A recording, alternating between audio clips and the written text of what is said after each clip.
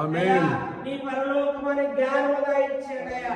అయ్యా వాక్య ప్రకారంగా ప్రార్థించే ఆత్మను మాలో లేవనెత్తండి నాయన. అయ్యా నీ పరిశుద్ధాత్మ అభిషేకంతో నింపండి నాయన. అయ్యా ఇద్దరు ముగ్గురు ఎక్కడ ఉంటారంటున్నావు అక్కడ ఉంటానన్న దేవుడు నాయన.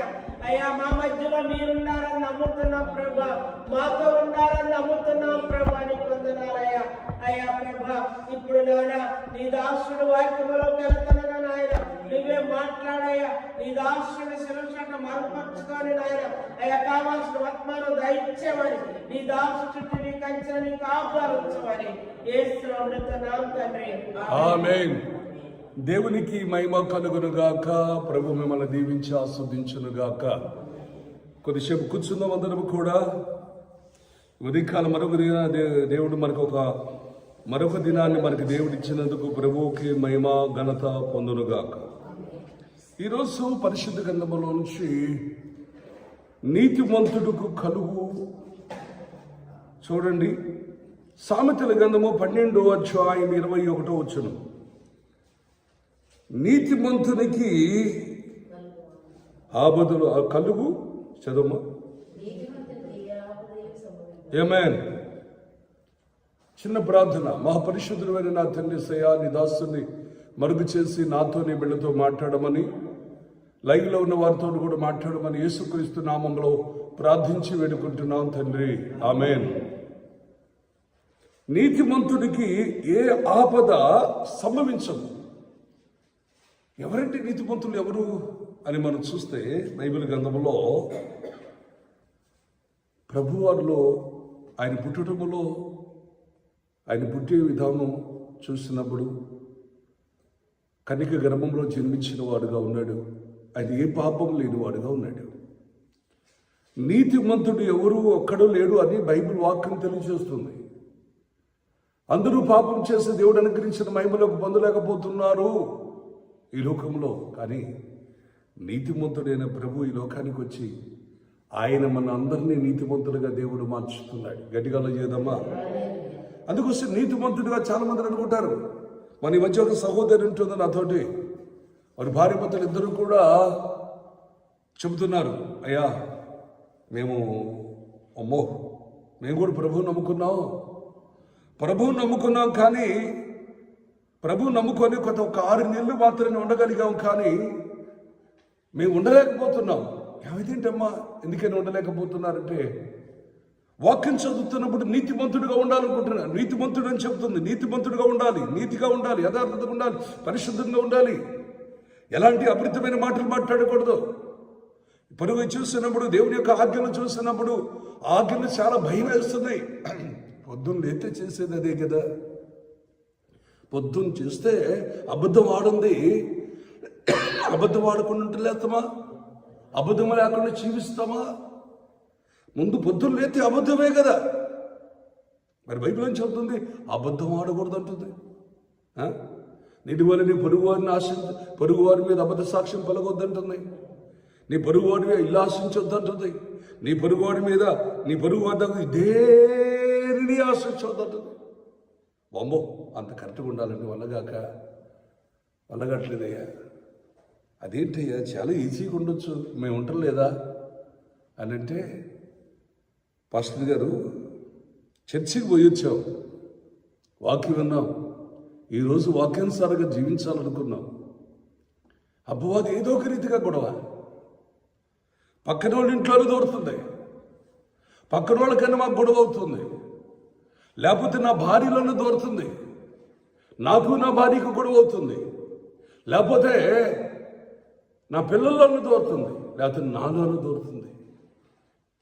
ఖచ్చితంగా మేము నీతిగా ఉండాలి అనుకున్న రోజే ఏమవుతుందంటే ఏదో ఒక సమస్య ఎదురవుతుంది. అందుకోసం తట్టుకోలేకపోయాం. అందుకోసం యేసు ప్రభువాన్ని మా చిన్నప్పటి నుంచి మా తల్లిదండ్రులందరూ కూడా ప్రభు నమ్ముకున్న వాళ్ళే, కానీ ఏదో నామకార్థంగా జీవించారు. నామకార్థంగా క్రిస్మస్ రోజు పోయేవాళ్ళం, తర్వాత గుడ్ ఫ్రైడేకి వెళ్ళేవాళ్ళం. ఎప్పుడన్నా ప్రార్థన అంటే పోయేవాళ్ళం, లేకపోతే లేదు. తర్వాత పెళ్ళైన తర్వాత పిల్లలు పుట్టిన తర్వాత మాకున్న సమస్యలు బట్టి మేము దేవుని సన్నిధికి వారం వెళ్ళటం మొదలు పెట్టాము. అప్పుడు మాకు అర్థమైంది వాక్యం ప్రకారంగా జీవించాలని. ఈ వాక్యం ప్రకారంగా జీవించాలంటే చాలా కష్టము. వాక్యం ప్రకారం నడుస్తుంటే అన్ని సమస్యలు ఎదురవుతున్నాయి. నాకు సమస్యలు ఎదురవుతున్నాయి. నేను ఒకటే బెదర్. అప్పుడు నా సాక్ష్యం చెప్పాను. నేను కోడపరం అంటే అబద్ధవాడడం ఏది లేదు కదా. దేవుడు నాకు అన్నీ ఇచ్చాడు. దేవుడు అన్నీ ఇచ్చిన తర్వాత దేవుడు పిలుచుకున్నాడు. పిలుచుకున్న తర్వాత అబద్ధం ఆడలేకపోతున్నాను, మోసం చేయలేకపోతున్నాను, అప్పులు పెట్టుకోవడానికి వసూలు చేయలేకపోతున్నాను. ఈ లోపులో నేను అటు ఇటు నేను కూడా నీకంటే ఎక్కువ అపవాది చేత శోధించుకుంటాను. నా కొడుకు చనిపోయాడు, చాలా నష్టపోయాను. కానీ నేను చనిపోయే పరిస్థితుల్లో దేవుడు నాతో మాట్లాడాడు కదా. దేవుడు నాతో మాట్లాడాడు. నా ఆస్తి అంతా కూడా మొత్తం అమ్మేసేసి బాకీలు కట్టేసేసి అప్పుడు దేవుళ్ళు పరిపూర్ణంగా సేవలో ఉన్నారు. అది ఇంకా నన్నేమీ చేయలేదు. అప్పుడు నాకు తెలియదు దాన్ని ఎలా జయించాలో నాకు తెలియదు. బ్రదర్ అని నా సాక్ష్యం చెప్పిన తర్వాత వామ్మో నిజమే మీరు ఎట్ట తట్టుకోగలిగారు అంటున్నాడు. ఎట్ట తట్టుకోగలిగారు?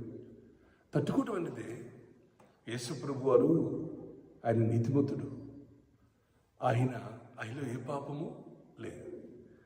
మరి ఒకటి తక్కువ 40 దెబ్బలు కొట్టినప్పుడు ఆయన ఒక్క మాట కూడా మాట్లాడేది. ఎవరిని తిరిగి కొట్టలేదు, తిరిగి ఒక్క మాట కూడా అనలేదు. కానీ భరించాడు. ఎవరి కోసం అంటే చాలామంది అంటారు ఆయన దేవుడు కాబట్టి అంటారు. ఆయన మనిషి కుమారుడికి లోకానికి వచ్చాడు. మనిషి కుమారుడుగా వచ్చి నీతిమంతుడిగా ఉండి ఆయన నీతిమంతుడై ఉండి మన కొరకు ప్రాణం పెట్టి మన కొరకు చనిపోయి మన కొరకు తిరిగి లేచినవాడు. ఆయన తప్ప ఎరుక దేవుడు లేడు బిడ్డ. దేవుడు ఆయనే దేవుడు అని చెప్పినప్పుడు ఆయన ఉంటున్నాడు. నిజమే బెదర్. కానీ ఉండలేకపోతున్నాం. అంత నీతిగా ఉండాలంటే, అంత యథార్థతగా ఉండాలంటే ఏబుని గురించి చెప్పాను. ఏబు అంటున్నాడు, ఏబుని చూస్తున్నప్పుడు ఆయన నీతిమంతుడు. ఏబు నీతిమంతుడుగా ఉన్నాడు. నీతిమంతుడు 7 మార్లు పడినను తిరిగి లేస్తాడయ్యా. సామెతల గ్రంథములో స్పష్టంగా ఆ మాట రాయబడింది. 24:16 చూడండి. నీతిమంతుడు 7 మార్లు పడినను తిరిగి లేస్తాడయ్యా.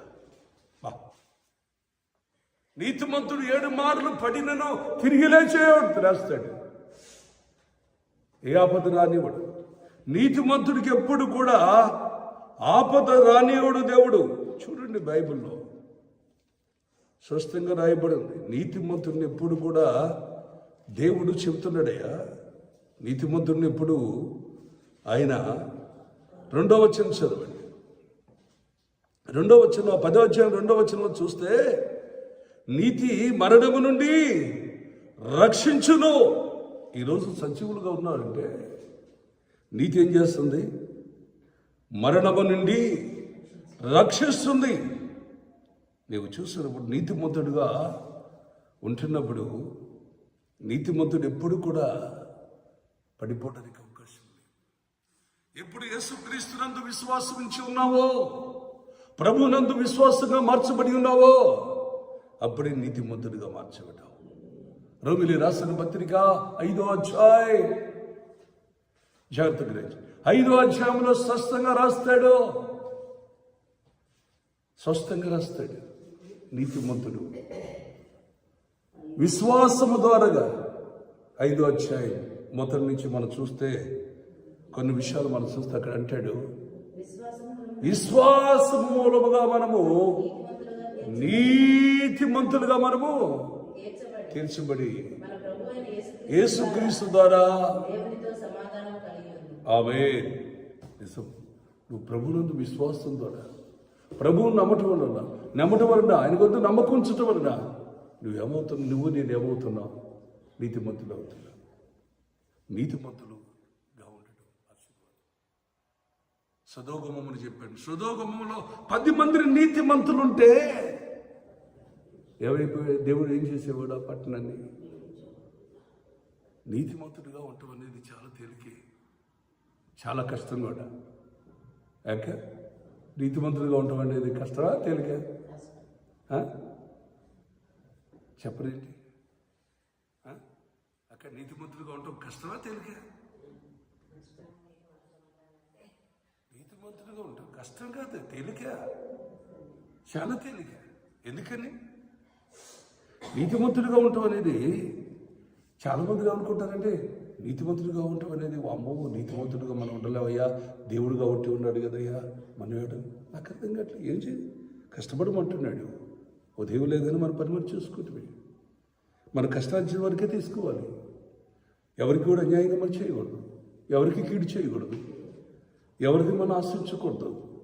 దేవుడు మనం చూస్తున్నప్పుడు మాటల్లోనూ తలంపుల్లోనూ ఆలోచనలోనూ పరిశుద్ధత కలిగి ఉంటమే నీతిమంతులు ఉంటే. ఏమన్నా ఎవరికి కీడు చేయకూడదు, ఎవరికి అన్యాయము చేయకూడదు. మనం అదే నీతిమంతులుగా ఉంటాము. ఆ నీతిమంతుని ఎప్పుడు మనం జ్ఞాపకం చేసుకుంటున్నప్పుడు మనం ఎప్పుడు నీతిమంతులుగానే ఉంటాం. గట్టిగా చేద్దామా? నీతిమంతుడు ఎప్పుడు కూడా కదిలించబడిన బైబిల్. సామెతల గ్రంథం వదలండి, సామెతల గ్రంథం జాగ్రత్త గురించి 24వ అధ్యాయం, 24వ అధ్యాయంలోనే 15వ వచనం చదువు.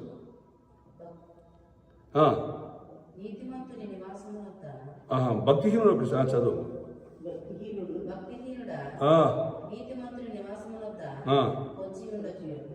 అంటారు భక్తిహీనుడు నీతిమంతుడి నివాసం దగ్గర పొంచి ఉండొద్దు, పాడు చేయదు. దేవుడు చెప్తున్నాడు మాట జ్ఞాపకం చేస్తాడు. అపవాదం ఏం చేస్తుందంటే ఎవరిని? నీతిమంతుడిని ఎప్పుడు పడగొట్టాలని చూస్తుంటుంది. నువ్వు నీతిమంతుడిగా ఉండు, దేవుడు ఎప్పుడు కూడా అని చెబుతున్నాడు. ఎప్పుడు కూడా ఆ జోలికి వెళ్ళొద్దు. గట్టిగా చేద్దామా? పిలాతు భార్య వచ్చింది. యేసు ప్రభు వారికి ఆయన్ని చూసినప్పుడు తీర్పు తీర్చాలి, ఇంకా ఆయన శిలువకు అప్పగించాలి, ఆయన శిక్షించాలి. ఆ నీతిమంతుడి గురించి ఎవరికి బయలుపరిచాడు? దేవుడు పిలాతు భార్యకి బయలుపరిచాడు. అయ్యా ఆయన నీతిమంతుడు, జాగ్రత్త. హల్లెలూయా. చూస్తున్నప్పుడు వెంటనే అంటాడు, పిలాతు అంటాడు అంతమందిలో, ఆయనలో ఏ పాపము నాకు కనపట్టలేదు. నీతిమంతుడు నీకెన్ని ఆపదలు రాని. అందుకోసమే దేవుడు నీతిమంతుని బట్టి దేవుడు ఆ పట్టణాన్ని ఆస్వాదించునుగాక. అందుకోసం బైబిల్ చెబుతున్న మాట జాగ్రత్త గ్రహించు. బైబిల్ గ్రంథంలో మనం చూసినప్పుడు చూడండి, ఆదికాండం 18వ అధ్యాయం 20 వచనాన్ని చదువుకుందాం.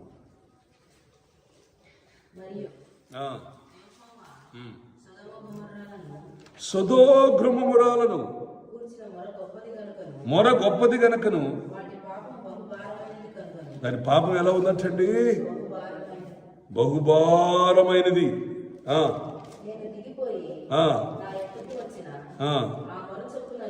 ఆ మొర చొప్పునే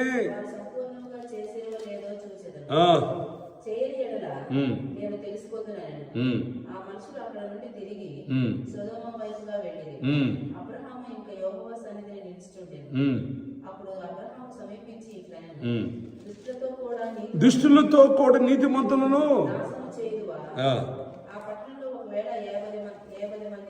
ఎంతమంది అంటండి? నా ప్రియమైన నా సహోదరుడు అబ్రహాము అంటున్నాడు, అయ్యా భక్తిహీనంతో పాటు కూడా నీతిమంతులను సమకరిస్తావా? అప్పుడు ప్రభు అంటున్నాడు 50 మంది, అయ్యా అక్కడ 50 మంది నీతిమంతులు ఉంటే ఆ పట్టణాన్ని కాయవా అన్నాడు. నాకు 50 మంది నీతిమంతులు కనబడితే ఆ పట్టణానికి ఏ కీడు రాను. మళ్ళీ అంటాడు, అక్కడ 5 తక్కువ ఉన్నారేమో ప్రభువా, 45 మందిరే ఉన్నారేమో. ఆ 45 మందిని బట్టి నేను ఆ పట్టణాన్ని కాస్తాను, ఆ పట్టణాన్ని నాశనము చేయను. తర్వాత ఏమన్నాడు? 40 మంది. తర్వాత ఏమన్నాడు తెలుసా? 40 మంది ఉన్నారేమో. ఏనండి జాగ్రత్త. 40 మంది ఉన్నారేమో. ఆ 40 మంది నీతిమంతులను బట్టి ఏం చేస్తున్నాడు? కాస్తున్నాడు. మళ్ళీ డాక్టర్ ఇచ్చినాడు 40 మంది ఉన్నారో లేరో అని. ఆడ 30 మందినే ఉన్నారేమో ప్రభు.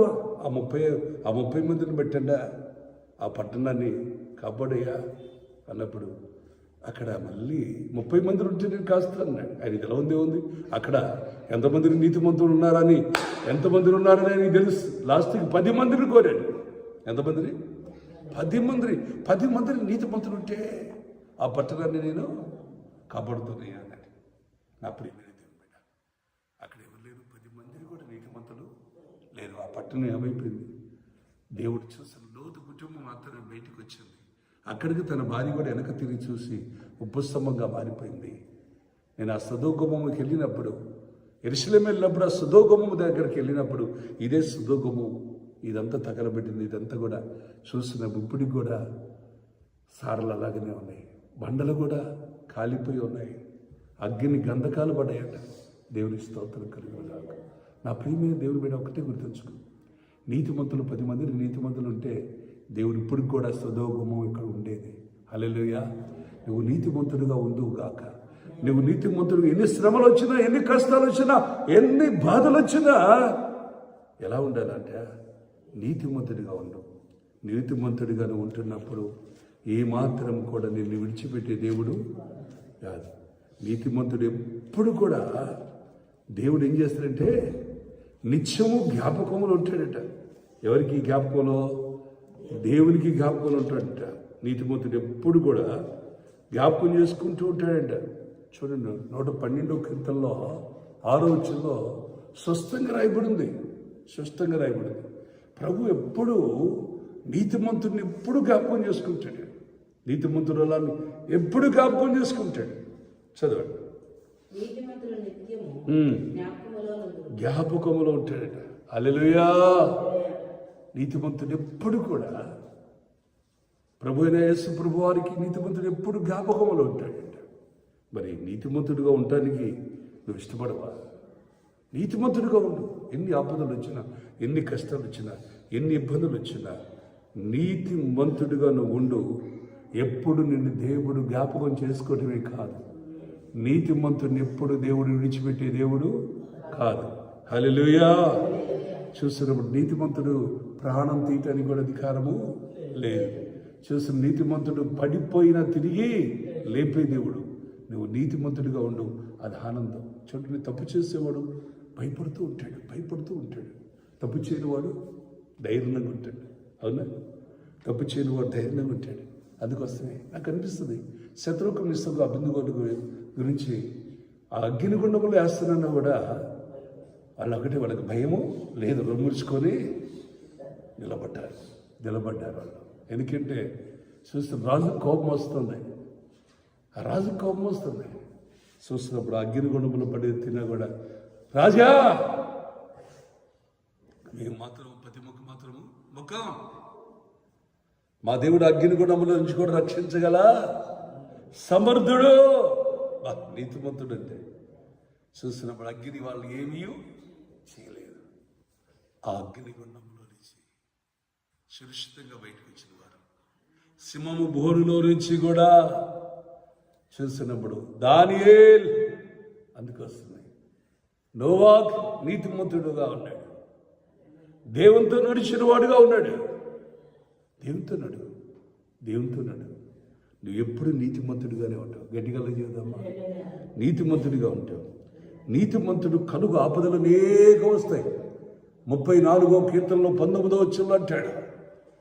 34వ అధ్యాయం 19వ వచనంలో స్పష్టంగా చెబుతుంటాడు, నీతిమంతుడు కలుగు ఆపదలు అనేకం అంటాడు. ఏంటంటే 1, 2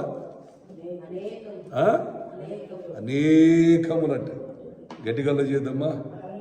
అనేకములు. నీతిమంతుడుకు కలుగు ఆపదలు అనేకములు. కానీ వాటన్నిటి నుంచి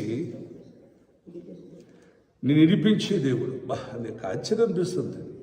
నీతిమంతుడు అక్కడ 17 వచ్చినట్టాడు, నీతిమంతుడు మొరపెట్టగా యెహోవా ఆలకించును, వారి శ్రమలన్నిటిలోంచి వారిని విడిపించును. నా ప్రియమైన దేవుని బిడ్డ, నువ్వు నీతిమంతుడిగా ఉండు. ప్రభునందు విశ్వాసం నుంచి నీతిమంతుడిగా ఉండు. అయ్యో, నీతిమంతుడిగా ఉండు. అవునంటే అవును, కాదంటే కాదు. నువ్వు చేసే పనుల్లోనూ అన్ని విషయాల్లోనూ పరిశుద్ధత కలిగి ఉండాలి. దేవుని పిల్లలారా, చూసినప్పుడు అభివృద్ధిగా ఉండటానికి వీలు పడకూడదు. అభివృద్ధిగా ఉండకూడదు. నీతిమంతుడిగా ఉండు. నీతిమంతుడిగా ఉండు.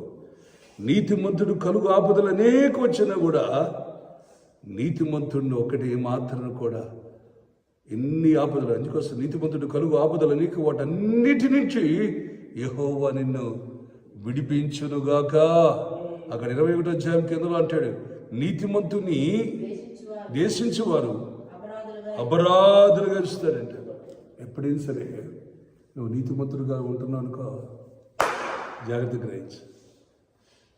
దేశించిన వారిని ఏం చేస్తాడంటే దేవుడు అపరాధులుగా, దుర్మార్గులుగా, దుష్టుడిగా పండించి నీకెందుకు, నువ్వు నీతిమంతుడిగానే ఉండు. దేవుడిని చూసుకున్నది కాక, దేవుడిని ఆస్వాదించును గాక, దేవుడిని బలపరచును గాక, దేవుడిని ఆస్వాదించును గాక. ఇంతే, ఇంతకంటే ఏమీ లేదు. అందుకోసమే ఒక మాట చెబుతాడమ్మా, చాలా జాగ్రత్తగా గ్రహించండి. నీతిమంతుడు ఎప్పుడు కూడా దేవుని దృష్టికి ఎప్పుడు కూడా ఇచ్చిపెట్టే దేవుడు కాదు. కానీ నీతిమంతుడు ఎప్పుడు వర్ధిల్లుతూ ఉంటాడు. నీతిమంతుడు ఉండటం వల్ల ఆ పట్టణానికి కూడా ఆశీర్వాదం అని సామెతలో రాస్తాడు. మరి నీ ఇంటికి నువ్వు నీతిమంతుడిగా ఉంటే నీ ఇంటికి ఆశీర్వాదం ఉంటుంది కాక. యేసుప్రభుని నమ్మావంటే మామూలు విషయం కాదు. యేసుప్రభు దగ్గరికి వచ్చావంటే మామూలు విషయం కాదు. ఒకటే అడిగాను, ప్రభువా నేను ఎలా ఉండాలి, ఎలా నీతిగా జీవించాలి, ఎలా ఉండాలి? దుష్టుడు నన్ను పడగొడుతున్నాడు కదా. దుష్టుడు ఏదో ఒక రీతిగా నా భర్తలో దూరుతున్నాడు. నా భర్తలో దూరి నేను ఏదో ఒక మాట ద్వారాగా నా భర్తుడు అవ్వాలని ఏదో ఎన్నో మాట్లాడుతున్నాడు. ఎన్నో మాట్లాడినా నువ్వేం చేయాలో తెలుసా? ఎన్ని మాట్లాడినాయి, నువ్వు చేయాల్సింది ఒకటే, శుద్ధించుకుంటుంటావు. దేవుని స్తోత్రం. కొట్టడానికి వస్తాను, కొట్టని. అందుకోసం ఉంటాడు, దుష్టుడిని ఎదిరించగా నీ కుడి చెంప మీద కొట్టిన వాడి వైపు ఏమండి ఈ ఎడమ చెంప కూడా కొట్టండి. అదేనా? నీ మొఖాన్ని ఉమ్మేస్తే ఏం చేయాలా? యేసుప్రభు వారు నేర్పింది అది. ఆయన నీతిమంతుడేంటి, ఏ పాపం చేయనివాడేంటి, శిలువ మరణం అంతగా శ్రమ పెట్టారు. అయినా ఆయన నోరు తెరిచి ఒక మాట కూడా అన్నాడు. ఎందుకో తెలుసా? ఆయన నీతిమంతుడు కనుక. మరి నీవు నేను కూడా ఎలా ఉండాలి తెలుసా? నీతిమంతుడిగా ఉందము గాక, నీతిమంతుడిగా ఉందము గాక, నీతిమంతుడిగా ఉందము గాక, నీతిమంతుడిగా ఉందము గాక. హల్లెలూయా. శిబా రబాలా స్థిలోని కావాలి. అందుకోసం నా ప్రియమైన దేవుని బిడ్డ, దేవుడు చూసినప్పుడు ఎవరు కనపడుతున్నారంట? చూడండి, ఆదికాండం 6వ అధ్యాయంలో 6వ వచనం ఒకసారి చూడండి. దేవుడు చూసినప్పుడు ఎవరు కనపడుతున్నారంట?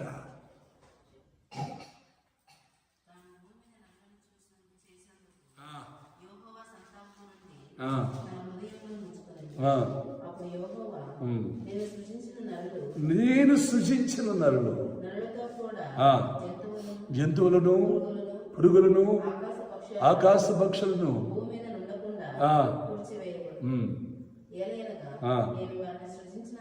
వారిని సృజించినందుకు. సంతాపం అంటే చనిపోయిన తర్వాత సంతాపం, బతికున్నంగానే దేవుడు ఏం చేస్తున్నాడు? సంతాపం తెలియజేస్తున్నాడు. అయితే నోవాకు కృప పొందిన వాడే ఉన్నాడు. నువ్వు చూస్తున్నప్పుడు నోవాహు వంశావళిదే నీతిపరుడును, తన తరములో నిందారహితుడును, దేవునితో నడిచిన వాడు. నా ప్రియమైన దేవుని బిడ్డ, ఈరోజు ఒక్కసారి ఆలోచించి, నువ్వు ఎక్కడికి వచ్చావు? దేవునితో నడుస్తున్నావు కదా. నా తల్లి, నువ్వు దేవునితో నడుస్తున్నావు కదా. దేవుని నువ్వు నీతిమంతుడిగా ఉండు, నీతిమంతురాలుగా ఉండు. నీకు అనవసరం, దేని గురించి నీకు అనవసరం. మనం ఒకటి యుగ యుగాలను ప్రభుత్వం ఉండవు గాక. ఎందుకొస్తుంది? అక్కడ 7వ అధ్యాయం మొదటి వచ్చిందంటే చదవండి. 7వ అధ్యాయం మొదటి వచ్చింది. ఆదికాండం 7వ అధ్యాయం మొదటి వచ్చింది. ఈ తరము వారిలో నీవే నా ఎదుట నీతిమంతుడుగా ఉన్నావు గనక, సూచితుని గనక నీవు నీ ఇంటి వారును ఓడలోకి ప్రవేశించండి. ఆమేన్. అవునా? నీతిమంతుడిగా ఉండడం తేలికండవా కష్టం అంటవా? చాలా తేలికే. నీతిమంతుడిని యోబుని శోధించింది.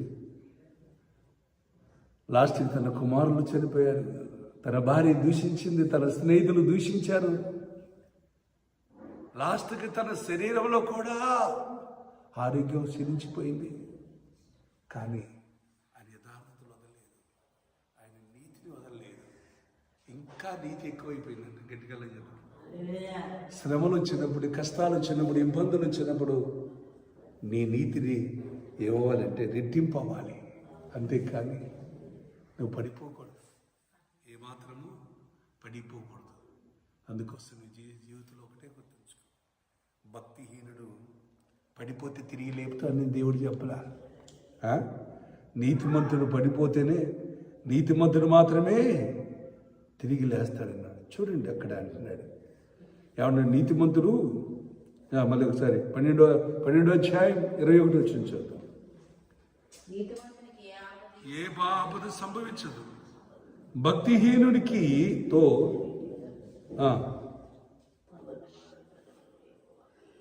చదవ. భక్తిహీనుడు ఉంది అక్కడ. కీడు నుండి చదువు.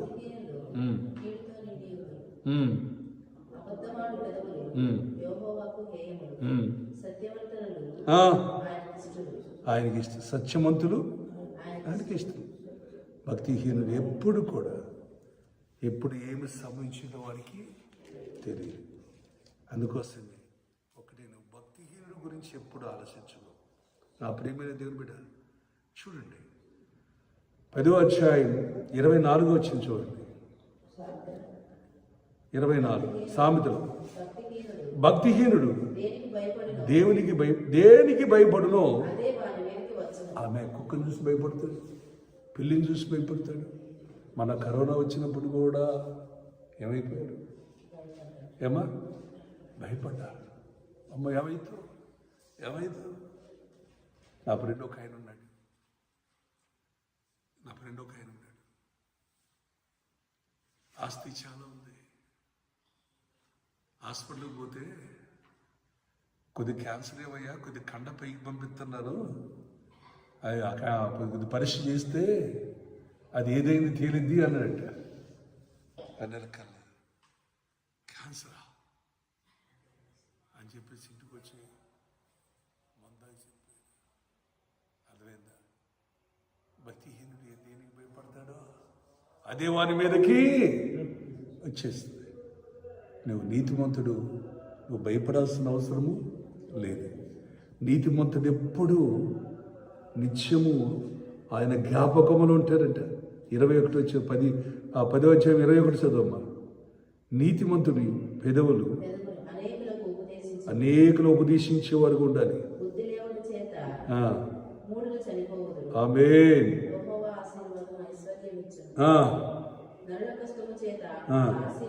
ఆశీర్వాదం ఎక్కువ కాదు.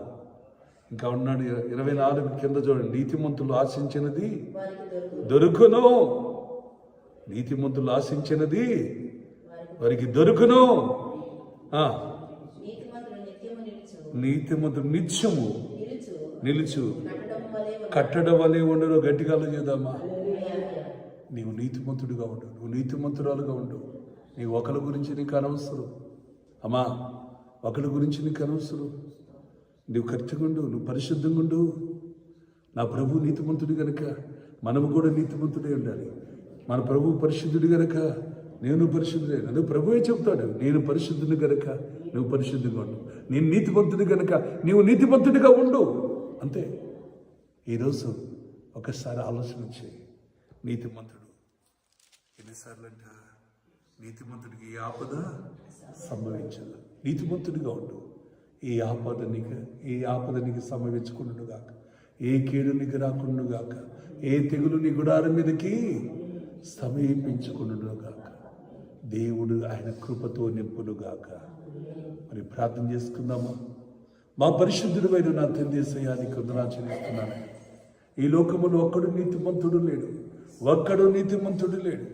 ఒకరు నీతిమంతులుగా ఉంటే, నీతిమంతులుగా మేము ఉండాలని ఆశపడితే సాతాను ఏదో ఒక రీతిగా శోధిస్తుంది, ఏదో ఒక రీతిగా శోధిస్తుందయ్యా. క్షమించండి. మమ్మల్ని ప్రభు నా తండ్రి వాడు సాతాను ఎందుకు శోధించినా మేము నీతిమంతులుగానే ఉందముగాక, నీతిమంతులుగా ఉందముగాక.